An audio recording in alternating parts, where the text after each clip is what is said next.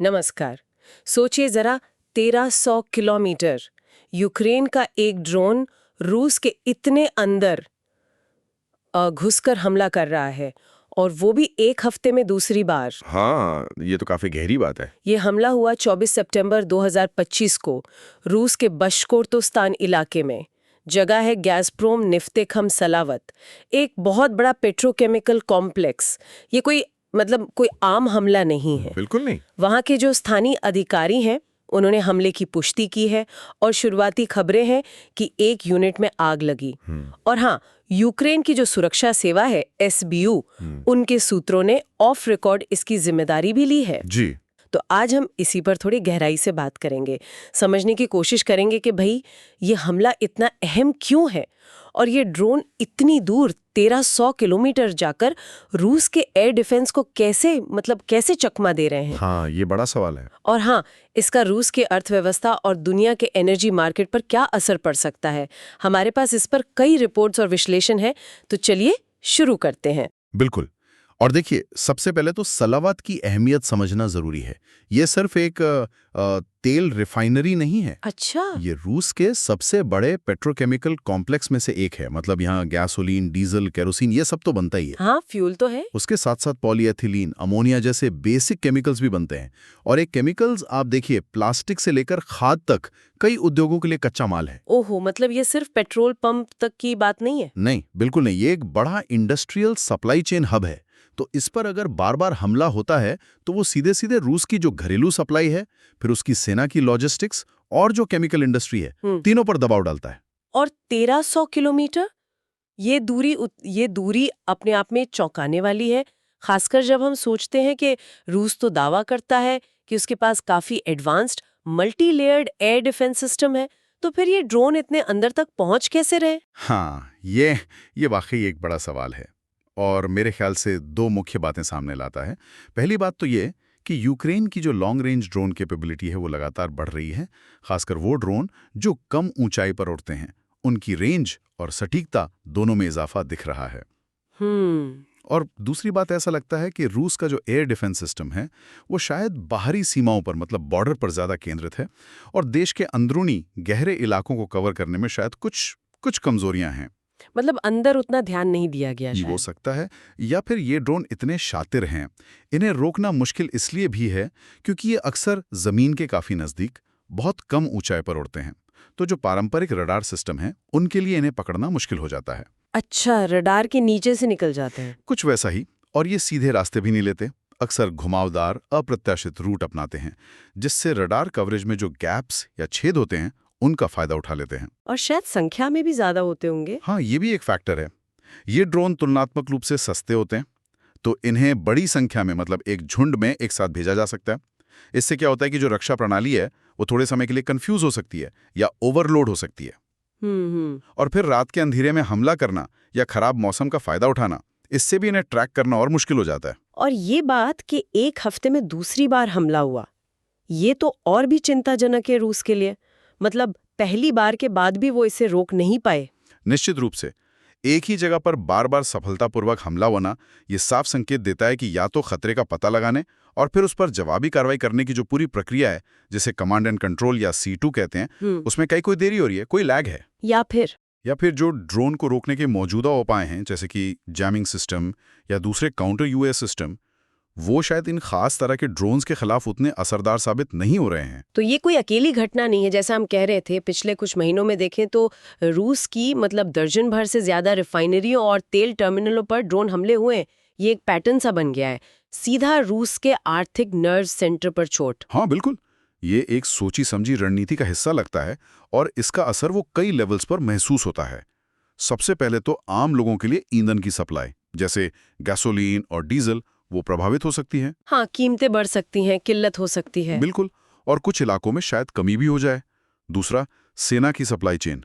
देखिए, युद्ध के मोर्चे पर जो ट्रक, टैंक, विमान हैं, उनके लिए ईंधन और लुब्रिकेंट्स काफी हद तक इन्हीं बड़े औद्योगिक कॉम्प्लेक्स से आते हैं। जी, वो भी प्रभावित होगा। हाँ। और तीसरा, जैसा हमने पहले बात की, वो पेट्रोकेमिकल्स पर निर्भर उद्योग, जैसे प्लास्टिक है, खाद है, सिंथेटिक रबर बनाने वाले कारखाने हैं, उन्हें कच्चा माल मिलने में दिक्कत आ सकती है।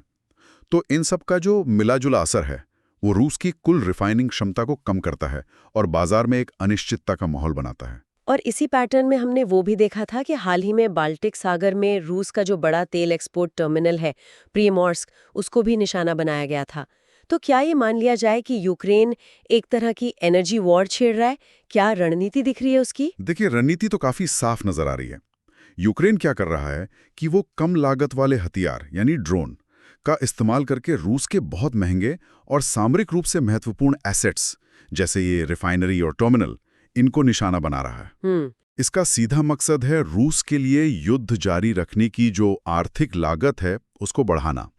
जब रिफाइनिंग रुकती है, सप्लाई में बाधा आती है, मरम्मत पर भारी खर्च होता है, तो रूस की जो वॉर इकोनॉमी है उस पर दबाव बढ़ता है। लक्ष्य साफ है, रूस की एनर्जी सप्लाई चेन को महंगा बनाना, उसमें रुकावट डालना और उसे अनिश्चित बनाना। इसका रूस के अंदर मतलब ज़मीनी हकीकत क्या है? क्या वाकई वहाँ ईंधन की कमी जैसी खबरें आ रही हैं? सुनने में तो आता है। हाँ, कुछ रिपोर्ट्स हैं और स्थानीय खबरें भी ये बताती हैं कि हाल के हफ्तों में रूस के कुछ क्षेत्रों में कुछ खास तरह के ईंधन जैसे हाई ऑक्टेन गैसोलीन या फिर डीजल, इनकी कमी हुई है। कहीं कहीं तो पेट्रोल पंपों पर लंबी लाइनें लगने या राशनिंग जैसी बातें भी सुनने में आई हैं। अच्छा। लेकिन यहाँ एक दिलचस्प विरोधाभास भी है। कुछ आंकड़े ये भी दिखा रहे हैं कि इसी दौरान रूस का जो कच्चे तेल का निर्यात है, यानी क्रूड ऑयल जो वो दूसरे देशों को बेचता है, वो काफी ऊंचे स्तर पर पहुंच गया था, शायद 16 महीने के हाई के आसपास। मतलब देश के अंदर रिफाइन किए हुए तेल की कमी हो सकती है और कच्चा तेल बाहर ज्यादा बेचा जा रहा है। ये कैसे मुमकिन है? इसके कई कारण हो सकते हैं। एक तो ये कि शायद रिफाइनिंग क्षमता कम होने से घरेलू जरूरत के लिए पर्याप्त ईंधन नहीं बन पा रहा, लेकिन कच्चा तेल निकालने और उसे एक्सपोर्ट करने की क्षमता पर उतना असर नहीं पड़ा हो।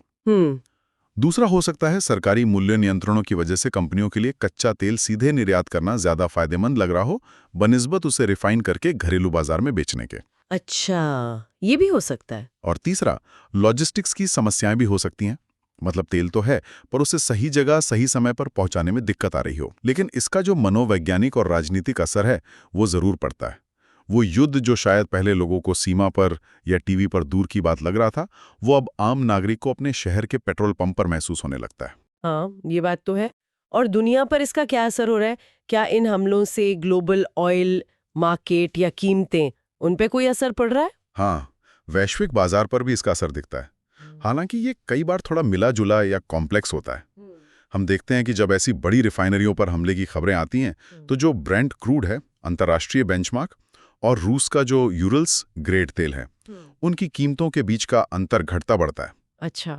लेकिन इससे भी ज्यादा असर पड़ता है तैयार उत्पादों पर, जैसे डीजल। रिफाइनरी बंद होने से इनकी सप्लाई कम होती है, जिससे कीमतें बढ़ सकती हैं। इसे क्रैक स्प्रेड में देखा जाता है, जो कि कच्चे तेल और तैयार उत्पाद के बीच मुनाफे का मार्जिन होता है। हाँ, सुना है इसके बारे में। तो अगर ये हमले जारी रहते हैं और ज्यादा रिफाइनरियां प्रभावित होती हैं, तो डीजल जैसे उत्पादों का जो ग्लोबल मार्केट है वो और टाइट हो सकता है, और इसका असर पे ट्रांसपोर्टेशन लागत से लेकर खेती तक हर चीज पर पड़ सकता है। और शिपिंग वगैरह पर? हाँ, वो भी। शिपिंग यानी जहाजों से जो ढुलाई होती है, उस पर भी असर पड़ता है।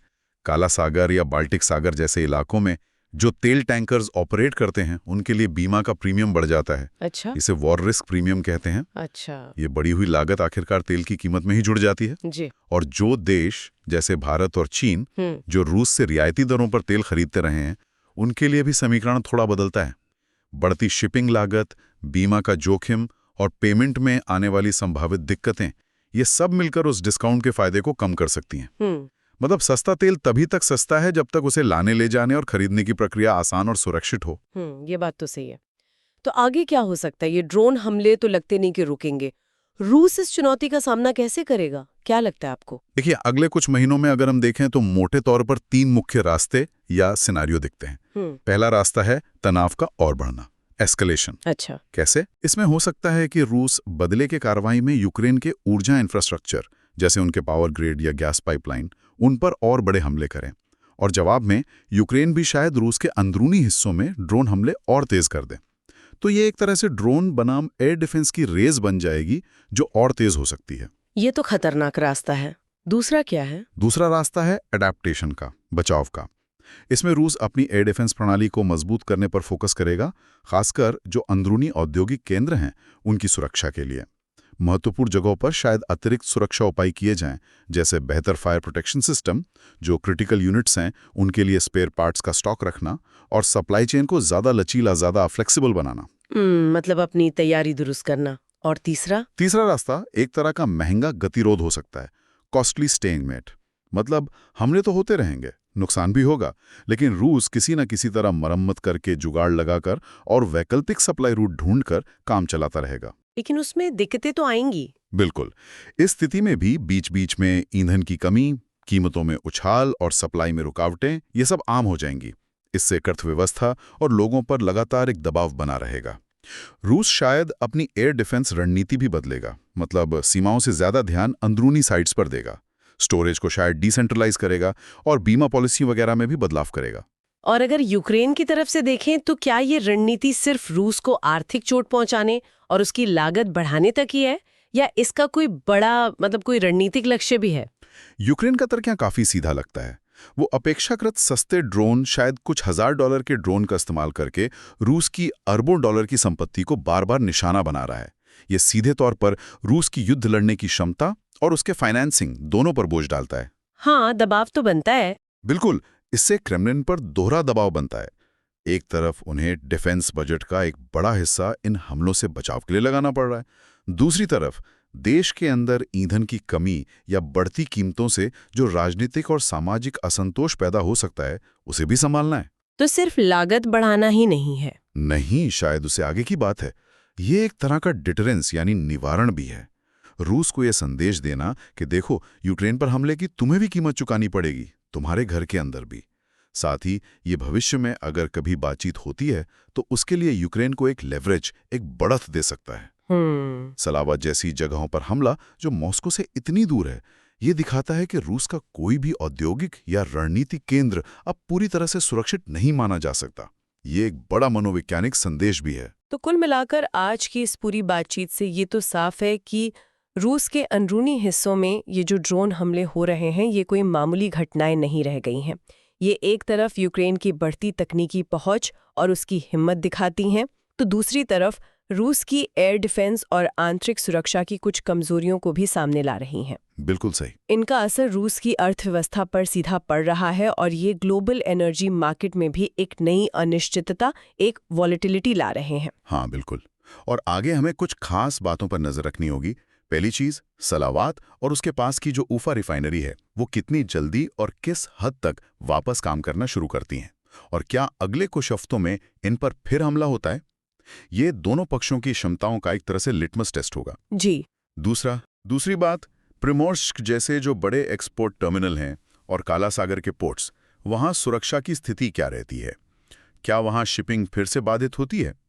तीसरा, डीजल की कीमतों यानी क्रैक स्प्रेड और ब्रेंट क्रूड के भाव का ट्रेंड क्या रहता है? अगर डीजल का बाजार तंग बना रहता है तो इसका असर एशिया समेत पूरी दुनिया में महसूस होगा। और रूस के अंदर? हाँ, चौथी बात वही, रूस के अंदर ईंधन की कमी या राशनिंग के विश्वसनीय संकेत क्या मिलते हैं, खासकर बड़े शहरों और औद्योगिक क्षेत्रों में। और पांचवी और शायद सबसे अहम, क्या यूक्रेनी ड्रोन्स की रेंज, उनका पेलोड यानी वजन ले जाने की क्षमता या उनके नेविगेशन सिस्टम में कोई और महत्वपूर्ण तरक्की देखने को मिलती है? अगर ये 1300-1500 किलोमीटर की रेंज आम हो जाती है तो रूस को अपनी पूरी एयर डिफेंस रणनीति पर शायद फिर से विचार करना होगा। ये बात तो है। ये युद्ध अब साफ तौर पर एक ऐसे चरण में पहुंच गया है जहां तकनीक, एसिमेट्रिक वॉरफेयर के तरीके, मतलब जब एक पक्ष दूसरे से सैन्य शक्ति में कम हो लेकिन अलग तरीकों से लड़ाई करे, और दुश्मन की आर्थिक नब्ज पर चोट करना, ये सब बहुत अहम हो गया है। सही कहा। सल्वातोव जैसे हमले ये दिखाते हैं कि रूस को अब सिर्फ फ्रंटलाइन पर ही नहीं, बल्कि अपने गहरे आर्थिक गढ़ों की सुरक्षा की भी चिंता करनी होगी। और ये, जैसा हमने कहा, पूरी दुनिया की ऊर्जा सुरक्षा के लिए भी नए सवाल खड़े करता है। यहाँ एक सोचने वाली बात ये रह जाती है कि किसी देश की आर्थिक जीवन रेखा पर इस तरह का लगातार दबाव क्या युद्ध के मैदान से हटकर बड़े रणनीतिक समीकरणों को बदल सकता है?